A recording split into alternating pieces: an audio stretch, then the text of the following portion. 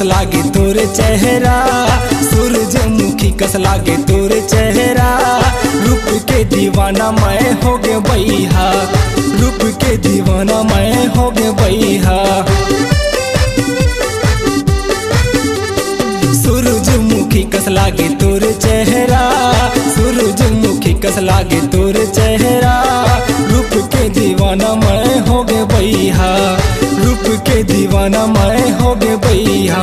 ये तहु नहीं बोले महू नहीं बोले, ये तहु नहीं बोले महू नहीं बोले, नहीं बोले नहीं बोले रब हो गे वो तोर मोर। तोर मोर मोर तोर लब हो गे गा, तोर मोर मोर तोर लब हो गे गा। नहीं जान्यो कब हो गे गा, नहीं जान्यो कब हो गे गा। तोर मोर मोर तोर लब हो गे वो, नहीं जानो कब हो गे वो।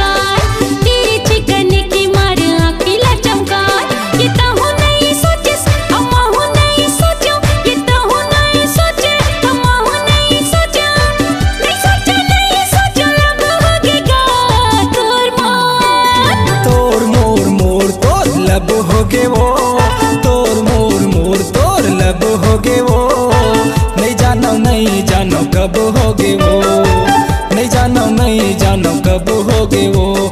तोर मोर मोर तोर लब हो गे गा, नहीं जानो कब हो गे गा।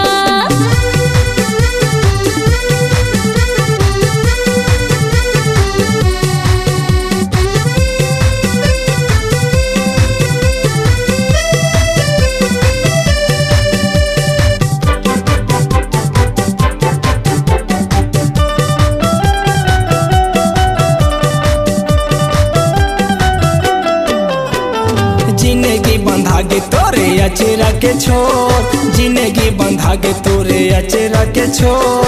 एती ओती सब कोती दिखे चारों ओर, एती ओती सब कोती दिखे चारों ओर।